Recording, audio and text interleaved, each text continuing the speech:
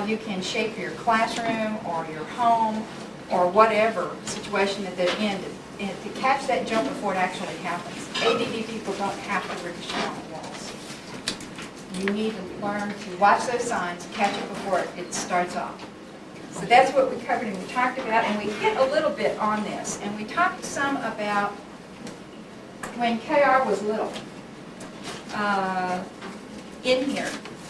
And we sent him in to clean his room. And it's kind of like if you're at a daycare or something and you say, okay, it's time to clean the room. And everybody sits on the floor and whines. How do we clean the room? I'm not there playing. You didn't tell me we were going to have to clean the room. I would have got it out. I should have put it out. You know, it was just like trauma. And for an ADD kiddo, it's true because a lot of them don't know how to clean. They don't know what clean looks like because it's usually not within them, you know, and their rooms look, or their brains look like their rooms. It is wherever they've used that information last, that's where they've dropped it in their brain. The neuropsychologist tells us that wherever normal people use info, it's all in like little file cabinets, categorized, cross-referenced. People can pull that info out. For somebody who has an attention deficit, it's not that way because that part of their brain may have been closed off. When the little neuron snaps go and come, they don't always go and come like they're supposed to. That's what gives you kind of, Kenny used to say, made him feel like he had a short circuit in his brain. And it was because he knew it 20 minutes ago, but today it just didn't hear. And we call that like a Swiss cheese effect when we're explaining it to kids and to some of the teachers. Info is here today, gone tomorrow, back next week. That's where the information is in there. The reason it's here today and gone tomorrow is because it may take them till tomorrow to find that information. Where did I put that information on the 5 civilized tribes? It's in there somewhere. And you begin mentally thinking back. You ever seen, you ask an ADD person a question and they do one of these? They're mentally stepping back to the point that they had it last, running through that info. It's like when the kid says, you tell the kid, we are leaving in 5 minutes for the show, and if you don't have your shoes on, you're not going, what do? And they're literally picking and tossing everything as fast as they can. Where did I have them on? Oh, I wore them. And they run around. That's how they kind of look for stuff inside their brain. It's not their fault. That's just the way the brain works on them. Her head's like that. My head is like that. When Kenny came, he was just out of control. I mean, didn't know how to clean. I didn't know how to clean. You know, I could make it like clean clutter, but, you know, as far as clean your room was a whole other thing. We would send him in there to say, clean your room. And Kenny would go in there and he'd stand at the door and cry. And because he wanted all of his toys, he was typically ADDs, he wanted all of his toys out on the floor. And he said, I hate the toy box because it's all inside there. I can't see it. I have to see it. And he would dump it all out, and there it would be. When I'd say, I want to see carpet on this floor, his idea of that was to take it all and put it into the den. Now we could vacuum that room. And after it was vacuumed, sometimes he'd try to do it before I could get to the den, but sometimes not. And there was this mound of stuff in there, and I'd say, what happened in there? Well, I was playing. I want to see all my stuff. He'd drag it out and put it back. And I couldn't really say a whole heck of a lot because, you know, my office is referred to as the black hole or the twilight zone. Things go in there and they never come out. We never see them again. Literally, I don't know where they go, what happens to them, but people do not come to me and say, will you hold on to this next week? It doesn't happen in the office. So. What age at that time, at that stage? He is about like 4 years old. But at that time, when he came into your home, what age was he then? He was 2.5 when we very first adopted. At about 4, I thought, you know, enough. Tim's threatening to evict both of us. And so I took him to the doctor and paid $175 for the doctor to tell me he's just a difficult child. And that's what they used to call ADD, difficult.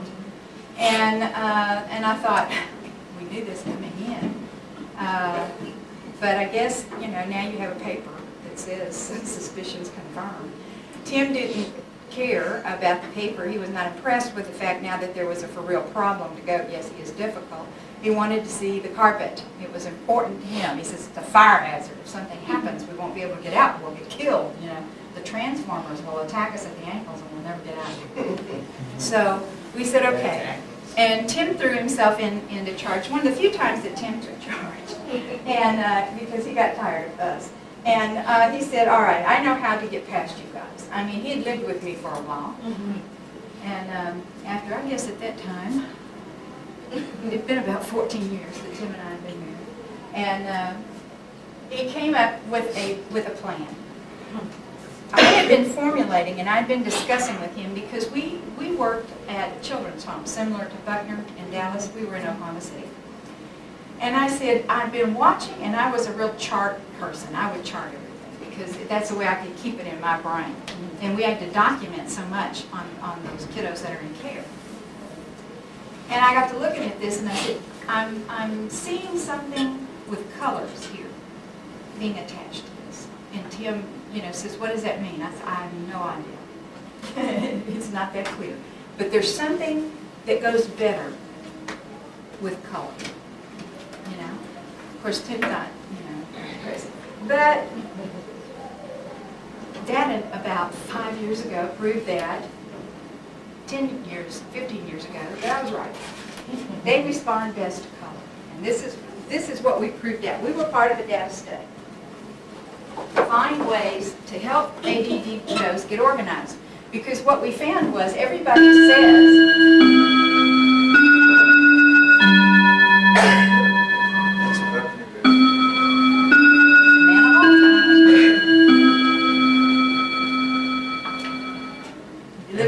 you live by chimes. This is now time to move to Manahawk. We looked at the kids and we kept hearing over and over and over again, oh, they're so mature, they're not organized. If you just get organized, well, tell me what that is. What does that mean? What does it look like? Because we weren't seeing it. And they said, just needs to get organized. It's what they tell us with our older kids. So we experimented with Kenny. The doctor said, take everything out of his room, only give him one thing at a time. That'll cut down on that. And I thought, oh my God, I'd be in, horrors, He's just been adopted. And we're going to take away all of his toys? I think not. That's not happening. And so Tim said, okay, we'll come up with a better plan. And this is what Tim came up with. He called it a game because he knows that ADD people like to have fun. If it's fun, we'll do it. If it's not, don't count on us. You'll have to convince us, coerce us, threaten us, and we might or might not join in. You'll notice that ADD kids are some of the first kids you'll notice that they'll be sitting over there in a room of other kids who might be scowling, chuckling to themselves because they're going to have fun. They're making their own game up over there, all to themselves. You all don't know what it is. The more you don't know, the better they like it. And they're just going to have fun. So Tim tapped into that. And what he did was he went to Office Max, Office Depot, Target, those places, and he got colored crates. And he put them up around the room. And he took out and shuffled bookcases around in the kids' room so that we had one white bookcase, one brown bookcase. And I think we had one ugly something over there, a beige something. And a bunch of boxes. And he told Kenny to go in and label those boxes. What did he want to put? He could only put one thing in this container. Well, it was a big white box. And really it was the box that I used when I was in drill team and I taught drill team that we used to stand up on and sit and all that. So it was a good sized box. And Kenny said, I want that one for the Transformers. He said, I have a lot of them. And Tim said, yep, you do. And he says, and I intend to get a lot more. So I want a big box. So we put the picture of the Transformer right on that box. And we did that all the way around the room. We had big crates, little crates, small things. Shelves, white shelves designated for this, that, or something else. In the next time, wait till it's your turn. In the next time, he came up and he said, all right, we're going to clean the room. Well, Kenny immediately starts crying. I'm now nervous. I thought, oh God, don't make me go in that room. It makes me want to just throw up. It's just everywhere. And Tim says, no, this is the way it works. You go in there and you shove everything in the middle of the floor. You make the biggest pile you can make. And I thought, well, that's easy.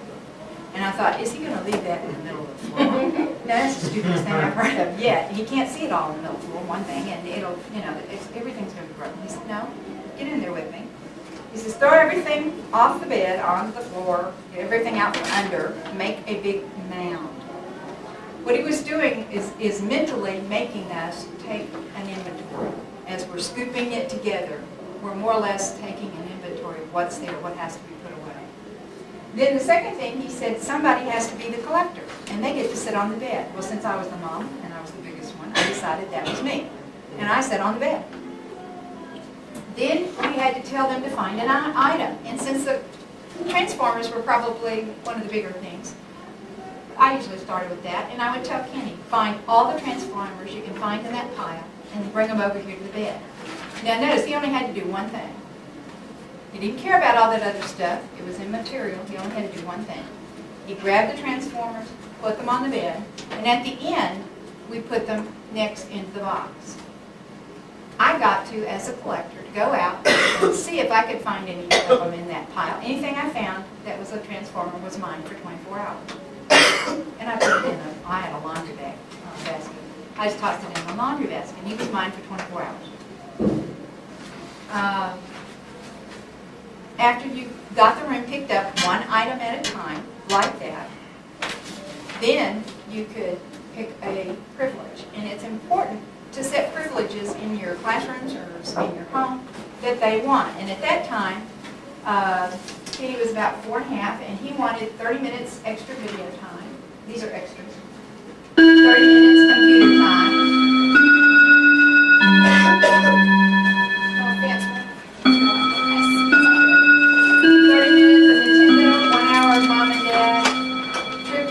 Extended bedtimes, and then go to the movies. Those were the privileges that he picked. And these were posted up on the board. And as we began to do that and work through that, what we learned was that he was doing it real quick by color, and that we looked at, I could then send him in there and say, you need to go pick up all the transformers and put them in the white box, because by then I had memorized what color we went where. Put all the construction trucks on the shelves. And he could do that. And he'd come back and he said, it's done. I'd say, okay, do this. He'd do that. And I didn't have to be there. And pretty soon I didn't even have to say that. He could just do it. What was great about doing that is we began to teach him by doing that and doing it, scooping it, moving it, putting it up. It began to show him how to visualize and see, take inventory, look at where it had to go, get it there, and do it one step at a time. And that's difficult for ADD kids, because they get in there and they're overwhelmed and they want to start here, and then they get sidetracked with this, and they know that they've got to get the whole thing done, so they stop that and they do this. And you literally can know what an ADD person has done by the trail they leave behind them. You know what they've been involved with that day. When it got to school, then we were able to tell the teachers, let's look at some things. This system works, and we want to use the same system at school. We had some teachers say, well, I don't allow backpacks in my room. And I said, well, I'm sorry, but his backpack's going in his room. And in Kenny's case, we put that as part of his IEP, and it had to happen. If your child's not in special ed, but it is something that he struggles with, and you can write up what they call a 504 accommodation. They do a little sheet thing, and it goes into the room. So it's a done deal either way. I asked the teacher, are you going to ask for folders any particular color? And the only thing I say is that it has to be a different color. Spelling cannot, but in language cannot both be read. They have to be different colors. And we labeled it. Now, Kenny didn't particularly know as a kindergartner, as a first grade, that said history right off the bat. But he did know that history was red. And what we did was we put to do and done on the inside. And we looked at, as they got things back in, we didn't poke them down into the backpack or into the locker, which is, resembles my office greatly. The high school janitor and I were on first-name basis on our older son. At the end of every 6 weeks, I'd just show up with a trash bag, and he'd bust into the locker, and we'd stand back, let it all fall out, and scoop it up, put it in the bag, I'd drag it home. dump it out on the king-size waterbed that we have and sort, and help our oldest one get everything pieced in and put together and get it where it belongs. We don't want it to get ever to the locker. I always tell them, don't give my children lockers. Just let them drag that coat all down. Just don't give them a locker. When she says get your homework out or get your history homework out, he doesn't have to remember, did I stick that in the book or did I put that in the whatever? It's here. It's done. And it goes that way. If it's something I need to see or I need to know about, the teacher knows to poke a note in here as well. And that we're going to look at the to-do side every night. I'm going to pull out the folders. We're going to look at it, and I'm going to help him set up his notebooks the way the teacher wants them. This may seem like a lot of work up front, and it is if you're just first starting out and you think, oh God, I hate this. Especially if you're not ADD, it looks like, what is your problem getting with the program? But I tell you, if we don't start, the earlier we start, the better the outcomes are. If you start as a toddler, you get very quickly to where, like, by the time KR was in high school, I don't have to look at folders, I don't have to check this stuff out. He's got it, it's where it belongs. He comes in, he sits down and does his homework immediately. And there's no hassle or anything to it. And that's the difference of starting off with a system that they learn and they can use, and they've been successful at it, and they know they've been successful at it because the teachers have said, thank you for turning that in. Or you got an A on your notebook, you had every single paper in there. And that's important to little ADDers because they tend to be a little insecure. They want that praise. They want to please. They want to achieve. So that's one of the things that you can do to put in place. KR is going to do a piece. He's going to tell you about what he and his dad did in my office. I had an occasion to be gone at a conference for a week. And it was a hard week. And when I came home, I almost had a heart attack. She did. You want to stand up here or you want to sit there? This is Kenny. Kenny was diagnosed very early on with attention deficit and with hyperactivity. We used to say he could demolish any room in 3 minutes or less. Master at taking doors off the hinges and walls. He could get into any locked cabinet. Never faced it. He could even put them back. Usually always had 1 or 2 screws left out of the television or the VCR. Most of the times it ran, even after you put it back together. A couple of times we did have to haul them in, and they were marveling at where some of that stuff was. One time we just had to scrap the whole thing, and when the guy says, I think this one's a goner. Get another one. And we had to do that. I'm mostly the mechanical side of the family. That's the truth. He can do it because he does it one step at a time. If this book, I might even be able to put that together. Or Okay. probably not the computer. Go ahead. Now that I was better organized and able to take care of myself, I started to notice that Mom's office was more than a little out of control. Papers were stacked everywhere. There was no place to sit. We couldn't find the phone when it rang. Mom had started carrying her work out to the kitchen table. She said it was because she could keep a better eye on us, and I knew better. If that office made me jumpy, I knew it was really making Mom nervous. She couldn't concentrate in there. Every time she went to start something, she would see something else in that needed to be done. She would put the first project down and start on the second.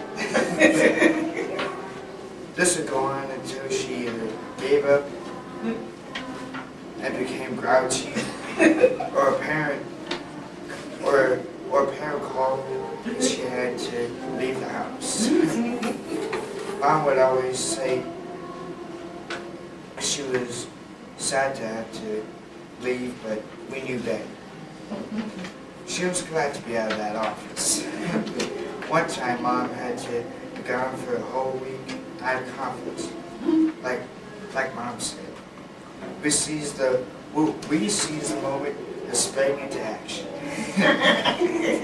First, I cleared off Mom's desk. There were actually 2 small book packing boxes full of papers. Next, Dad and I went to Target, Office Depot, and the Container Store. Sound familiar? Dad bought a tray that held all Mom's pens, paper clips, scissors, etc. and started collecting them from all corners of her office and putting them in the tray. Since Mom's desk was actually a table with a hutch on top, Dad set the tray right in the middle. At the top. That way, no matter where she sat to work, she could reach something to write with. Next, he set out the colored trays. But most of the papers he knew just needed to be filed for reference. We left those in the box. The important and time-dated stuff he put in the red tray. The papers that just needed to be looked at by the end of the week, we put in the black tray. If we had no idea what to do with it, we put it in the green tray. We couldn't wait for Mom to get back and see her office. We should have waited. Mom came back and almost had a heart attack, like she said. For a time, she couldn't say anything. Unfortunately, that didn't last long. Next, she started complaining that she would never be able to find anything again.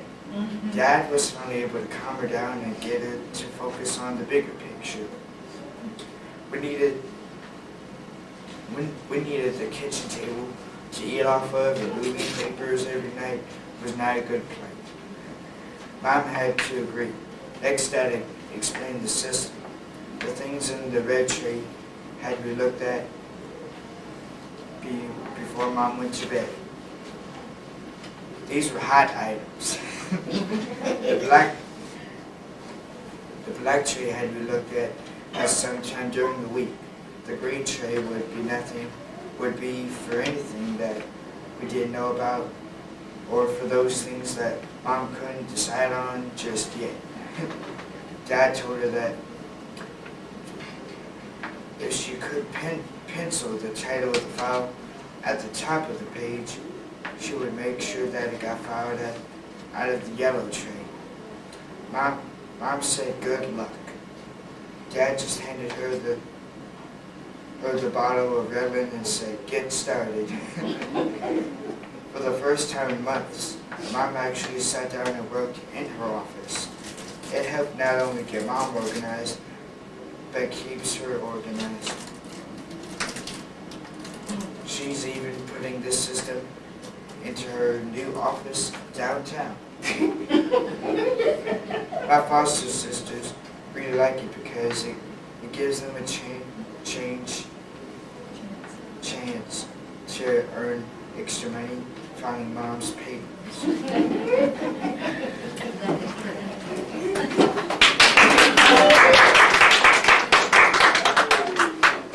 It's easy when you do it to other people. When it's done to you and you come and you go, oh, I have to my papers. Because I have, what they call vertical pile syndrome. I can tell by the slant of the pile, by the angle of the paper, or the color of this, that it's right about there. And I can grab it out, and it's good. And to find that all in 4 different places was just like, oh my God, when you walked in. But what I had to learn was that when you organize an ADD person, they don't stay organized. And there was a lot of shame and guilt that went with that. Why can't I stay organized? And it was hard to get back organized because it took so long, and so we just didn't do it. There's no point. I'm going to be unorganized again next week. So, ugh. Well, the point of getting organized and setting up a system similar to what we did for Kenny's room and then for the classroom situation was that when it all goes, and it will, we now have a system in place to put it back faster. And it goes back faster, and it's okay. We're going to talk about that a lot in the next workshop that we have is, has anybody seen my keys? And it talks about the older adolescent and into adulthood, how some of those are real intrinsic, things that we learn early on, and as they get older, it manifests itself in different ways and perspectives. Organization is one of the things that really hits hard as an adolescent. And if you haven't started off early, or you're just now getting diagnosed as a junior high kiddo, and we all know how pleasant and cooperative they are. To learn this system, it's like, come on, get on board, let's go, and get with it. It's hard. It's like anything else. The earlier you are, the better. Now, when you're an adult and you try to do this, tell you people, it's just like not happening.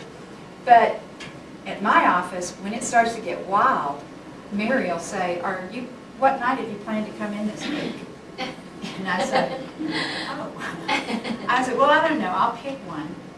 And when the papers start escaping out the front doors, when usually she suggests that maybe an evening at the office would be helpful. And she always is willing to come up and help. And once or twice I've let her, do that. And in my office, I know we have to drag it all out in the hall because it makes me crazy. I've got a small office. And to bring it out in the hall, then I don't have to worry with it. And I go out and get it a piece at a time. It almost, remember, it sounds like that pile in the middle of the room. Get it out of the way. If I'm taking it out, I'm taking inventory. And then I can put it back in real fast. It takes that long. And in about an hour, we've got it, punched out.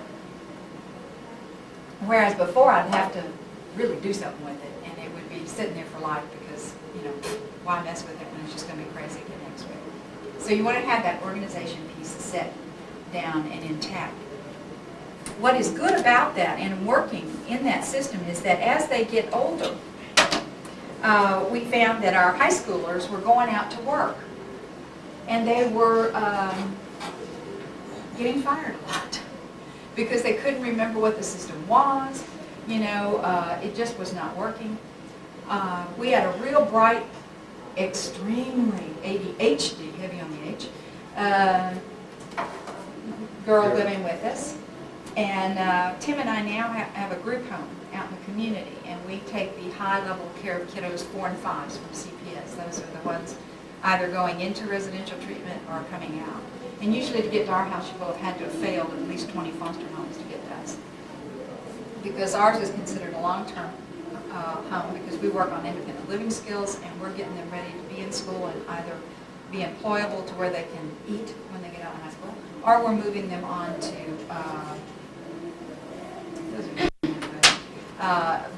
college. So what I did was, after our darling had been fired from 2 or 3 jobs, this one was not going well, and she said, I don't understand what he wants me to do. He doesn't speak English. I don't know what his problem is. And so I went there, and there was this very pleasant man, very much English speaking. And but in talking with him, I realized what it was is that it wasn't catching with her little ADD brain. So I said, here's what the problem is. He said, she's a very good worker, she's conscientious, she tries hard, but she screws up. And we just can't have it, I'm going to have to fire her. And I said, well, let me figure this out. Let me put something in place, because I've got this ideal that, it works as toddlers, we've had it in grade school, it's working, she's organized at school, her room really is clean, trust me. And he couldn't believe it. He said, have you seen her locker in there? I said, no, never give my children a locker. Don't do it. It's a kiss of death. It'll look like death. Don't do it. So anyway, I sit down with him and I said, okay, tell me how to make these fries. He says, well, you get the fries, you drop them into the grease, set the timer. When it goes out, you toss them into the deal and you salt them. He said, that's all you got to do. I said, well, okay. So I went over there, and the only French fries I saw and found were on the counter, so I threw them in there. And he said, I know now where your daughter is. And I said, well, number one, she's not my daughter. And he says, well, it's a learned behavior.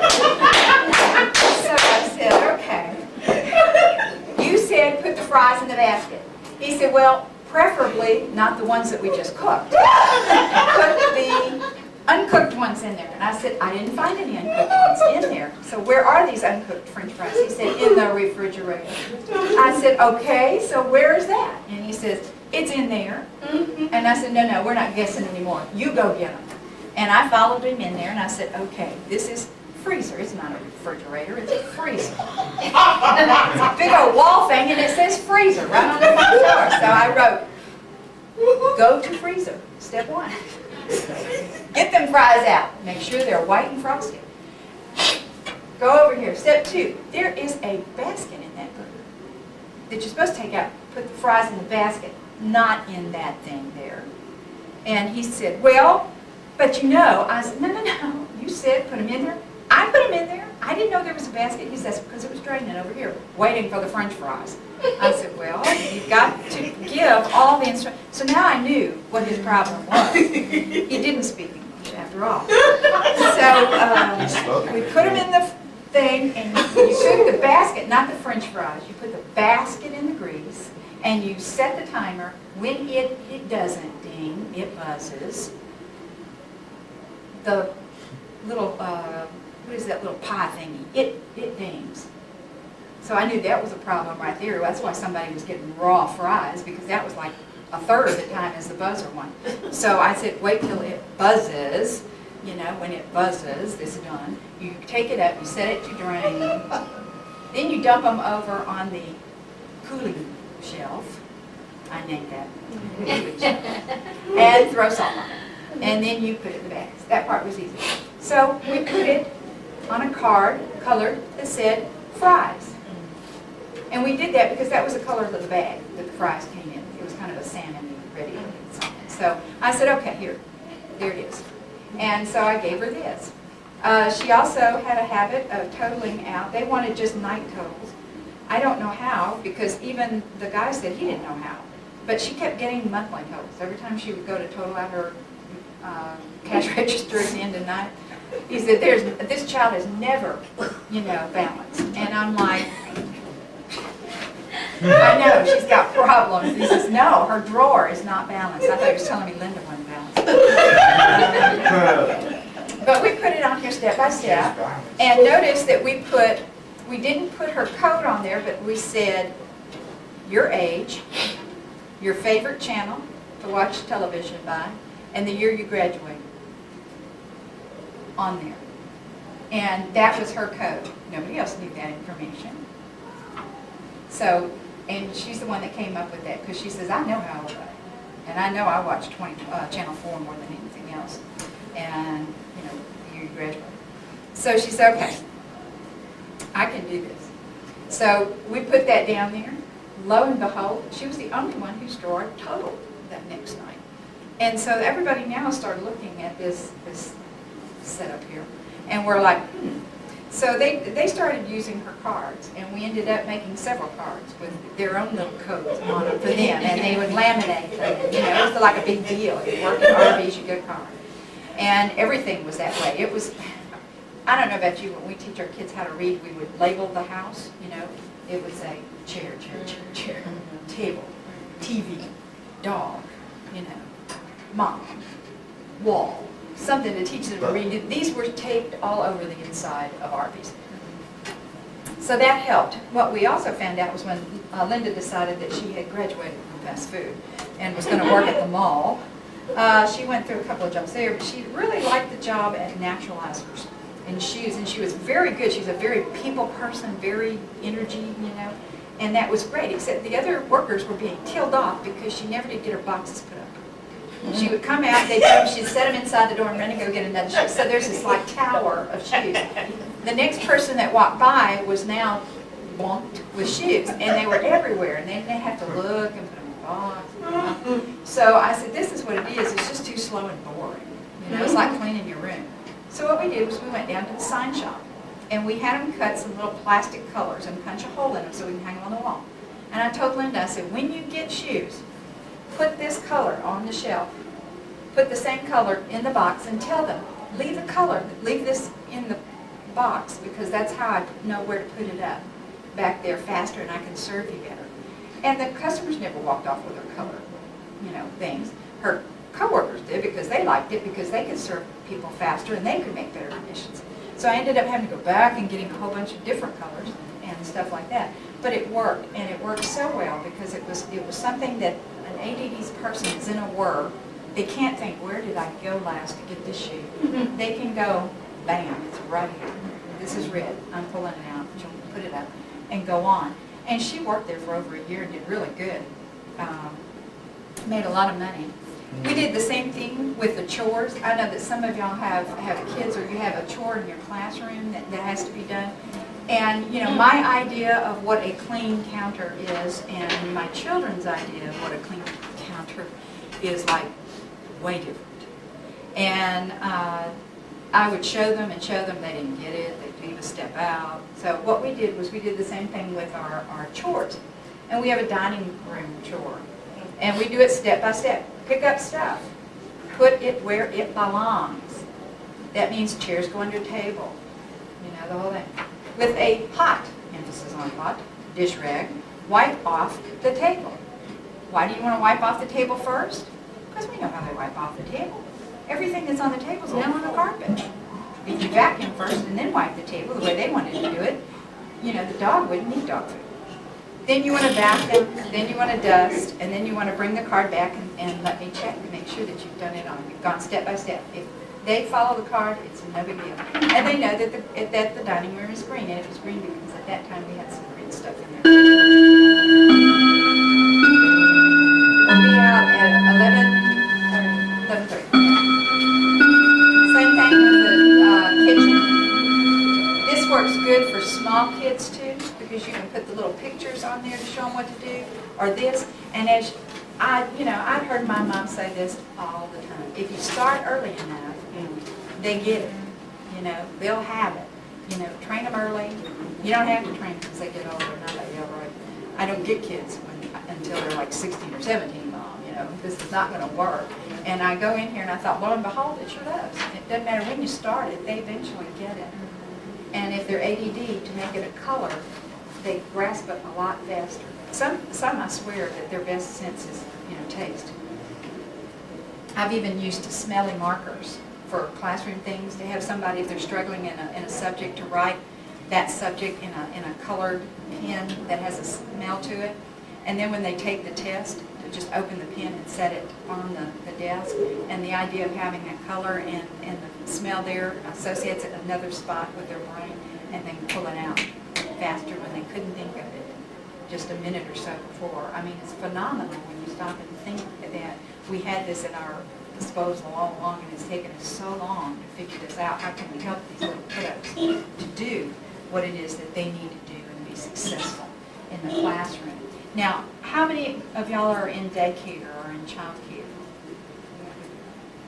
Okay, how many are, is any teachers or anything like that? Okay.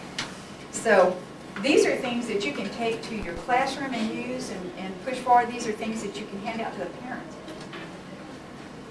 And if you want your life to go well, I suggest you hand this out to the parents and tell them, please, do this. Help us out.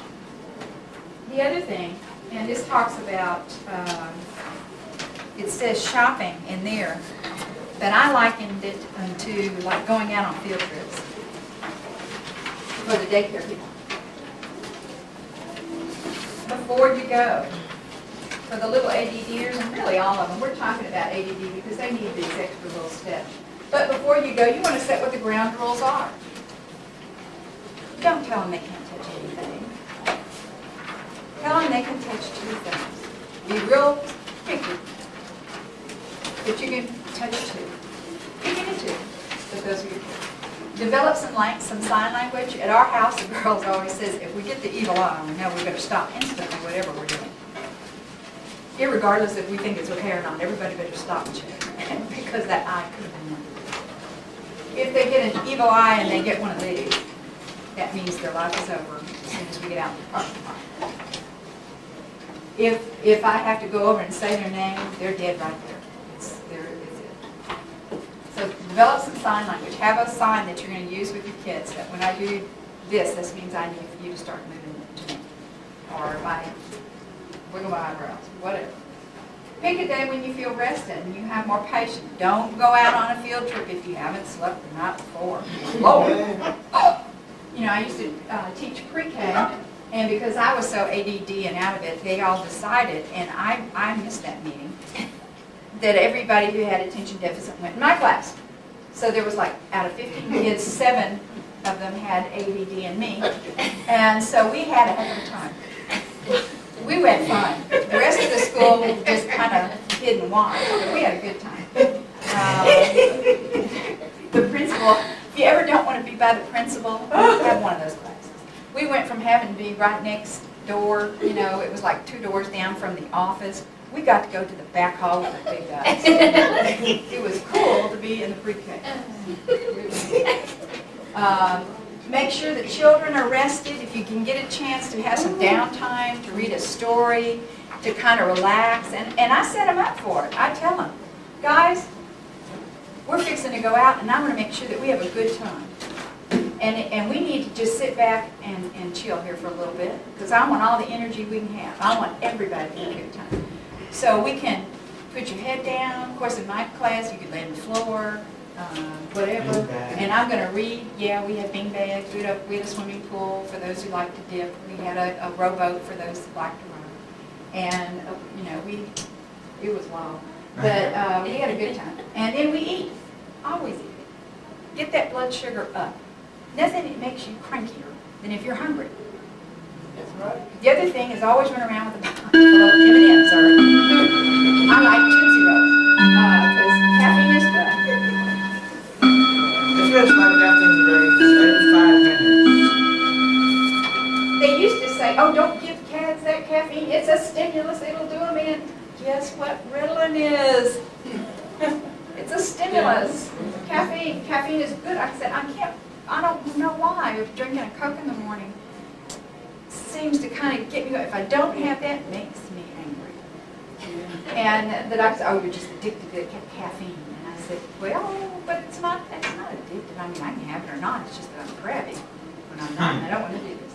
And as we got to studying, we learned that caffeine is a good thing for kiddos with ADD because it acts just like that Ritalin. So if you're borderline on medicating and you want to look at some diet or things like that, caffeine is an okay thing.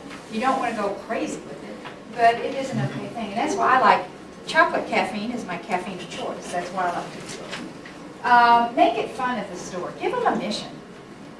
Turn them loose. Don't go and make it all crabby to where they don't want to go to begin with. You know, when I go shopping or to the grocery store, the kids would beg to go. They wanted to go because we were now on safari. You know, we were hunting food. Look at things that they're interested in. If you're out shopping, don't just look at nothing but towels. Even if that's the only thing you want to go, pack in a few more minutes to stop and let them stare and drool over that video game. You know? Let them see something. That way they know. I always tell them, let me look at the towels. Then you can look at the video. You be crazy while I'm looking at towels, then I can be real wild while you're videos. They know how wild I can be. They don't want to be embarrassed now that they're older. The older girls, they say, oh, God, no, don't. Give them a task. I used to stand with the littler kids and say at the end of the line, I need some kicks, I need some checks, and I need some raisin bran. Go. You, I need 2 loaves of rye bread, I need a loaf of wheat and 1 of white. Go. And I would just sit there. It was cool. It was like the bedroom. Like throwing the sticks. It's like throwing sticks for puppies. Oh, get on. Look at that. And they would do that. It was really great.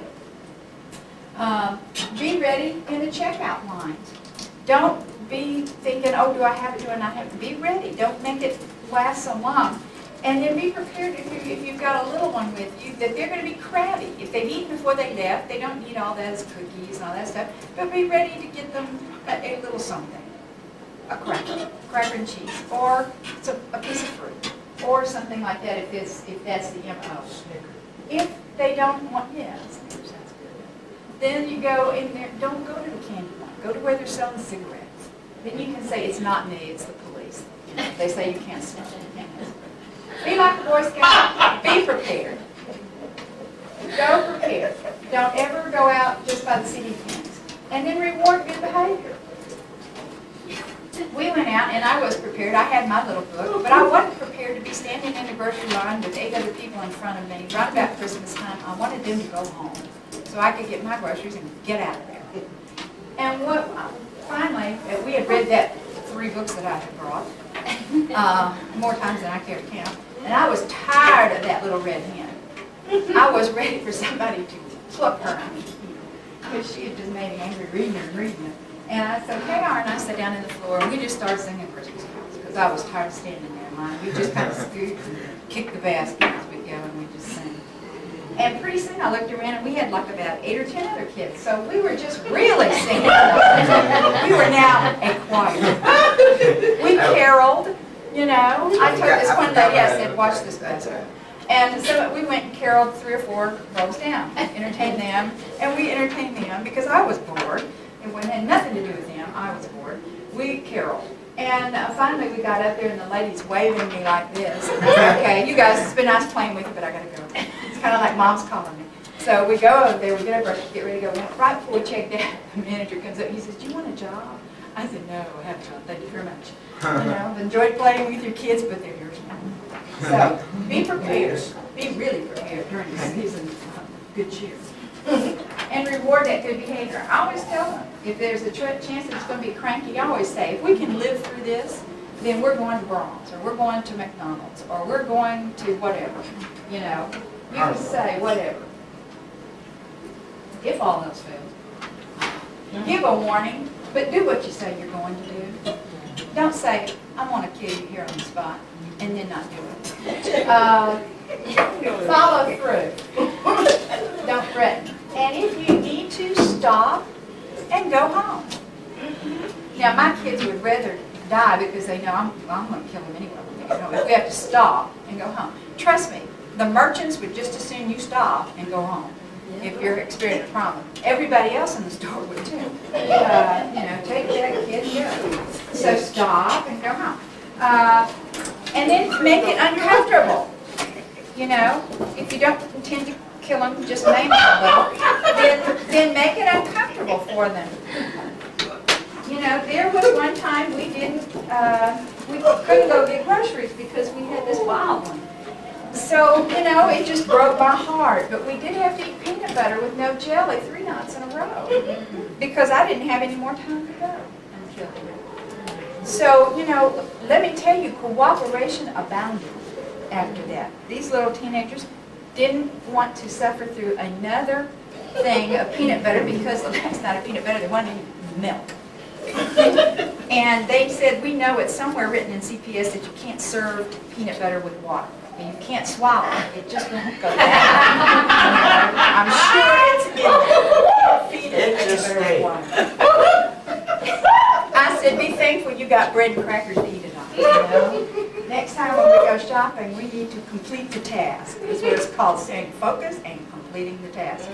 So, they were in a much better mood. 2 or 3 offered to go and help supervise this little one that we had possession of for a short time. Thank God.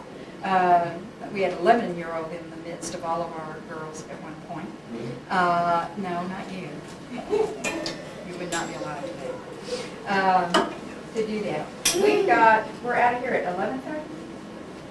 I want to share some of this with you. I'm just going to give you this just because I like y'all. And this talks about some of the myths of ADD, and it talks about some of the things. I think there's a thing in there, fact or fiction, that you can look at, and we can run down through that if you want, because you'd be surprised at what some of the data comes up with. This is a lot of paper, you know, and I know it's a lot of paper, but this is good stuff.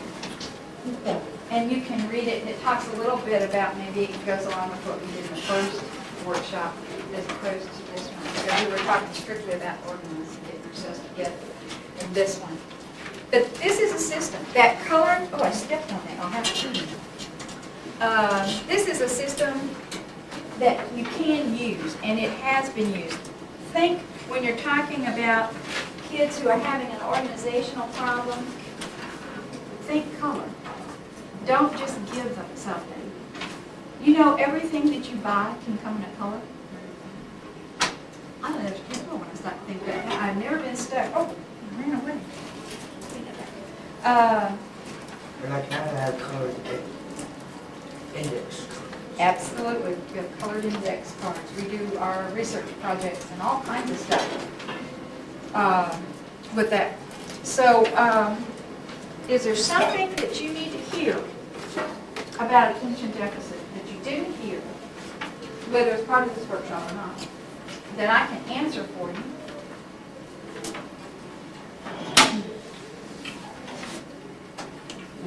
Does private counseling help? I think so.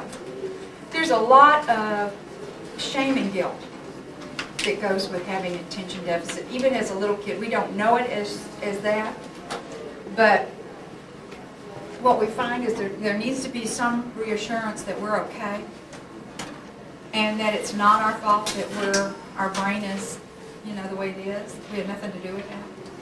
It's just the luck of the draw. Being able to have somebody process through the week of some things that maybe we could have done a little bit better, or had we thought of it this way, that kind of processing therapy works real well. You can't just do, when you're talking about attention deficit, do one thing, like we'll give them meds and that's it. Because it really is a whole thing. You need to be doing the meds. You need to be educating them and everybody around them about the ADD. You need to be looking at some ongoing therapy like that. I run myself in and out of therapy depending on how hectic and stressful I perceive that the next 6 months are going to be. Is telling the truth part of ADD problems? It is for a lot of the kids tend to tell the truth the way they perceive it. A lot of times it's not that they're setting out to deliberately eliminate facts from you or not tell you something or just to lie blatantly. A lot of times they're telling you the truth as they perceive it to be or remember it. And so it's really clear that when they're telling you something that is, for a fact, is not right, to ask them and say, you need to rethink that because that's not right. Think about that a minute and then tell me again. Don't automatically just say, you lie. You lie. Dear